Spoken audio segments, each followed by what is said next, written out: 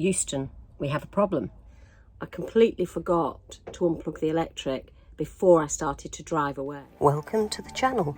Sue and I retired and are now living full-time in our motorhome, travelling the UK to experience all the beauty this country has to offer. Our two Labradors, Archie and Fudge, are with us, and they love exploring new places every few days. Sue loves to run, and I will take a dip in open water whenever possible. Making and editing these videos is my new hobby, so why not join us on our adventures? So after a lovely few days at Hadrian's Wall, we're now moving on to Scotland. We've got a couple of places to go before we finally meet up with Sue's parents. So let me tell you what I did this morning, so everybody else can learn from this and hopefully never do it yourself. I completely forgot to unplug the electric before I started to drive away. So what happened is the plug that goes into the side of the van snapped, not without a bit of pressure. So it managed to pull the internal workings of that area out ever so slightly. So it was just, we couldn't actually close the shutter. And trip the switch, not only our own little switch where we were plugged into the electric, but the main trip switch for the electric for the whole of the site. So fortunately that wasn't a problem, and the lady who owns the site fixed it quite quickly. Our neighbour was absolutely brilliant and got his toolkit out and helped us fix the damage that we'd done to the internal workings. Thankfully, mini crisis averted, and we're ready to go. Back to Carlisle for a fridge stock up, and then an easy journey, mostly following the M6 and the A75 to Castle Point campsite, where we received a very warm welcome. As you can see, there are beautiful coastal views from this site. I am in a stunning location not far from a place called Castle Point on the southwest coast of Scotland. As you can see, blessed with the weather at the moment, and just such a beautiful, peaceful place. Another gem.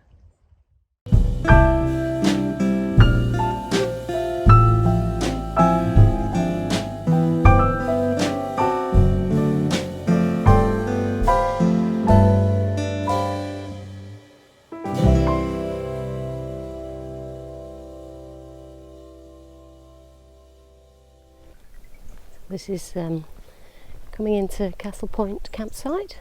Don't normally do this, but I am going to show you the toilet block, and the reason that I'm going to do that is because it is the absolute best we have had so far.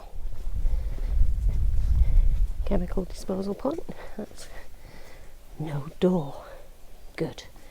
Doors keep smells in. But here you go. When you come in, there are all these. I mean, look at this. That's a family room, disabled and family room.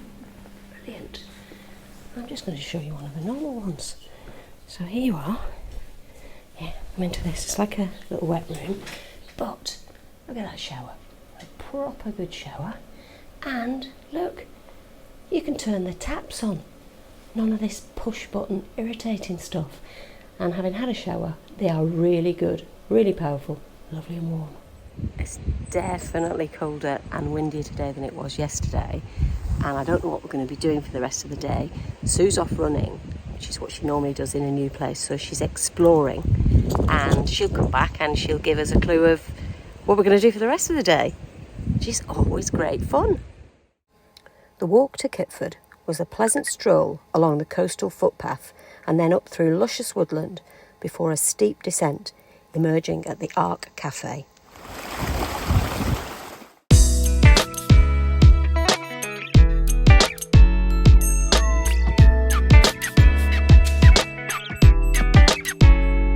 Decided to stop at the Ark in Kipford. I'm on a latte and Sue's on a water. And the dogs, well, so far they're behaving okay. Euston, we have a problem. We are just currently at Tesco stocking up for our next site, move on day, regular stuff. And we've just had a telephone call from the caravan site that we were due to stay at in Port William to say, ever so sorry we took your booking, we're actually closed. So now, whilst Sue's shopping, I am frantically looking through search for sites and all our various apps to see if we can find somewhere else to stay for tonight. Failing that, we'll just be finding a park up somewhere. Ooh, I do think a cup of tea could help. Look at all those chickens and things following Sue. This is a follow-on to my earlier. We still haven't found anywhere to stay. We've rung this place, but we have just turned up on the off chance, but we're wandering round, or Sue is, being followed by chickens. And we can't find anyone. Looks like she's on the phone now. Well, we can have some fun, that's for sure. So just a quick update for you. We have managed to find somewhere to stay in Stranraer, which actually is all right because it means that Sue's sister Alison can pick us up here, because we're planning to go down and visit her mum and dad, who are visiting Port Patrick. So we're at the Aird Donald Campsite in Stranraer. I just thought I'd show you these little things. I think they're called, I don't know, barrel pods. They're definitely barrel in the name. They're quite cute. And this site's got quite a big area for tourists, which is great. I found it on Search for Sites. And apparently it's really popular for just one night stopovers for people who are catching the ferry to Belfast. Here we are in the tourist section. Wellies at the ready. I'm walking along the seafront at Stranraer, and it's a very kind of gloomy day.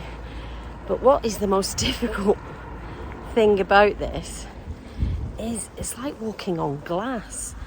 There are some areas where it's mossy, and actually walking on the moss is easier, but underfoot it really is like an ice rink.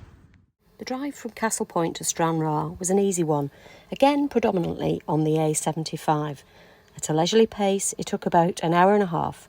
Stranraer to Port Patrick by car took us 15 minutes. Port Patrick is a small village historically founded on fishing due to the crescent-shaped harbour. In the 17th century, it was the principal port for mail and goods traffic to Ireland, and on a good day, it's possible to see the coast of Northern Ireland, but not today.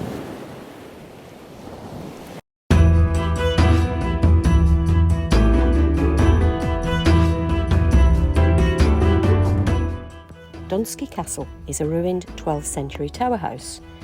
A tower house is a particular type of stone structure built for defensive purposes, as well as habitation. Tower houses began to appear in the Middle Ages in order to command and defend strategic points with reduced forces.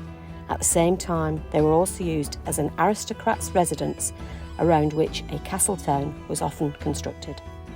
Well, thank you for watching. Hope you've enjoyed it. Like, subscribe, all of that stuff, and till next time.